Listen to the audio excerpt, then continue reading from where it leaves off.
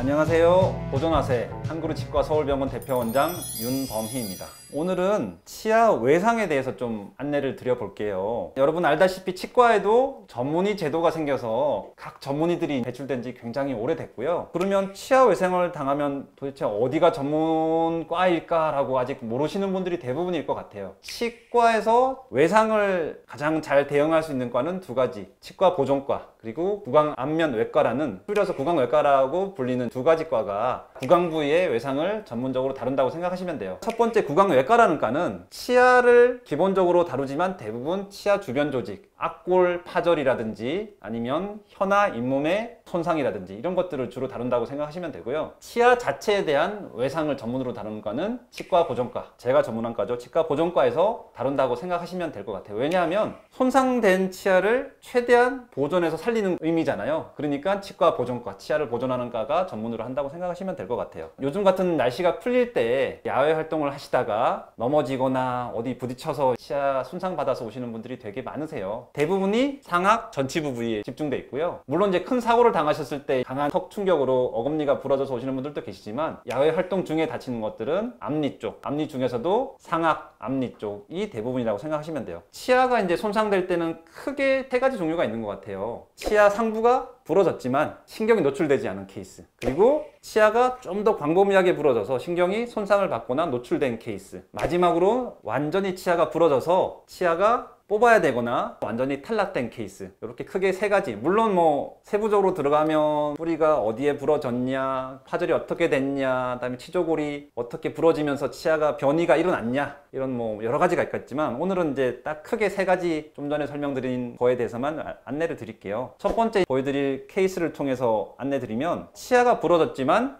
신경, 치수가 노출되지 않은 케이스예요. 환자분 같은 경우는 치아가 이렇게 초진 사진상으로 보시듯이 거의 상부 3분의 1 정도가 부러져서 없어졌어요. 하지만 치수, 치아 내부에 있는, 물론 치수광이 뿌리로부터 이렇게 치아 신경이 들어있겠죠. 전혀 노출되지 않았고 향후에도 치아 반응이 좋아서 간단하게 수복한 케이스예요. 간단하게 수복할 때는, 때울 때는 레진이라는 재료를 쓰게 돼 있고요. 레진의 장점은 주변의 치아를 더 이상 많이 갈아내지 않고 때우는 것이 이제 레진의 장점인 것 같아요. 수루 사진을 보면 어디가 부러졌었지 라고 생각할 정도로 지금 예쁘게 잘 떼어지신 것 같죠? 여러분도 그렇게 생각하실 것 같은데, 그만큼 이런 레진은 잘 예쁘게 떼우는 것도 좋지만 마무리, 연마를 어떻게 잘 해주냐에 따라서 시간이 지남에 따라 변색이 그만큼 없고 예쁜 거를 유지할 수 있다고 생각하시면 돼요. 레진의 단점 중에 하나가 색깔을 잘못 맞췄을 때 이렇게 원래 치아 부위랑 인공 재료 사이에 이제 색깔 차이가 날 수가 있는 단점이 있고요. 또 시간이 많이 지날수록 이런 재료 사이 경계 부위가 변색이 되면서 좀 보기 싫어질 수 있는 그런 단점이 있어요. 이런 단점을 일어날 수밖에 없겠지만 극복하기 위해서 전문의들이 색깔 쉐이드 선택을 잘 하고, 이런 딱 잘린 부위를 바로 레진으로 떼우면 경계가 드러날 수밖에 없어요. 그래서 이런 각진 부위를 최대한 사면으로 살짝 치아를 다듬어서 원래 치아와 인공 재료가 한 번에 딱 만나는 게 아니라 서서히 이렇게 섞이면서 만나도록 저희가 치료를 함으로써 최대한 레진이 가진 단점, 변색 가능성, 그리고 색깔이 차이 날 수 있는 이런 것들을 최소화한다고 생각하시면 될 것 같아요. 제가 봐도 예쁘게 티 안 나게 잘 된 것 같아요. 이게 첫 번째 이제 외상 케이스고요. 두 번째 외상 케이스는 좀 전에 말씀드렸지만 치아가 좀 더 광범위하게 부러지면서 치아 내부에 치수가 노출된 경우예요. 이 케이스 같은 경우는 치아가 거의 반 정도가 깨지면서, 지금 단면은 사진상에 안 나와 있는데 부러진 단면상에 빨갛게 치수가 노출돼 있고요. 그래서 신경치료를 두 치아 다 들어갈 수밖에 없는 케이스였어요. 신경치료를 들어가는 순간 치아는 약해진다. 그리고 이렇게 광범위하게 부러졌기 때문에 많은 양을 레진으로 수복을 한다고 하더라도 앞니를 사용하기가 힘들어요. 잘못 깨물었을 때 레진이라는 재료의 특성상 다시 탈락되거나 부러질 수밖에 없기 때문에 이분은 크라운, 완전히 덮어 씌워서 심미 보철을 하는 쪽으로 선택을 했고요. 수루 사진을 보면 색깔도 굉장히 만족스럽게 잘 나온 것 같고, 치료받은 게 맞나 싶을 정도로 예쁘게 케이스가 완료된 것 같아요. 이렇게 신경치료 후 크라운으로 마무리하는 두 번째 케이스가 있고요. 세 번째 케이스는 주로 이제 어린 아기들은 넘어지면 뼈가 되게 탄성이 있고 약하기 때문에 치아가 통째로 이렇게 뽑혀서 오는 경우가 많아요. 그런 친구들은 빠른 시간 내에 뿌리 표면에 이물질을 잘 제거하고 세척을 해서 넣어주면 되는데, 성인 같은 경우는 뽑혀서 오는 경우보다는 대부분이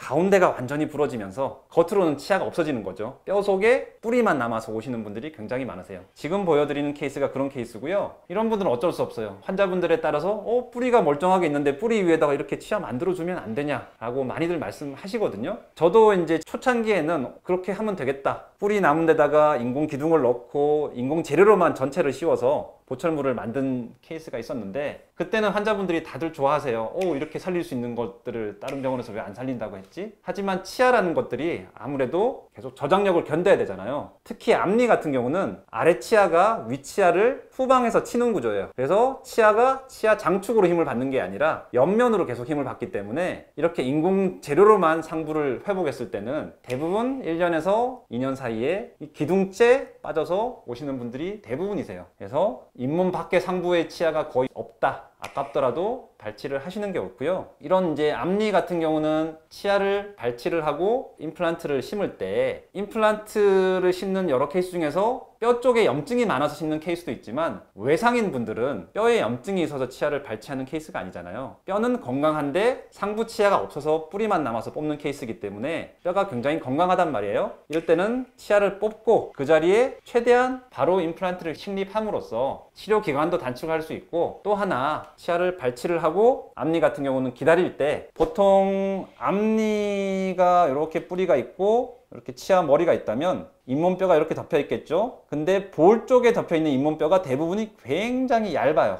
입천장 뼈는 조금 두껍고, 그래서 이 끝 부위가 굉장히 날카로운데 치아를 발치를 하고 나면 아무것도 조치를 취하지 않고 기다리는 동안 이 날카로운 뼈들이 녹아서 없어져요. 그러면 나중에 뼈가 이렇게 원래 뼈보다 낮은 부위로 회복을 하고, 그때 가서 임플란트를 심더라도 전체 임플란트 길이가 길어지고 잇몸이 그에 맞춰서 주저앉을 수밖에 없거든요. 그런 심리 목적 때문에 앞니는 특히 염증이 아닌 이유로, 외상과 같은 이유로 발치하는 케이스는 뽑자마자 바로 심는 것이 더 유리하다라고 생각하시면 될 것 같고요. 이분도 아깝지만 외상으로 치아 하나를 뽑으셨고 임플란트랑 주변 치아 크라운을 통해서 예쁘게 회복을 하신 케이스예요. 여러분들은 치아가 부러졌을 때 누구나가 속상해 하세요.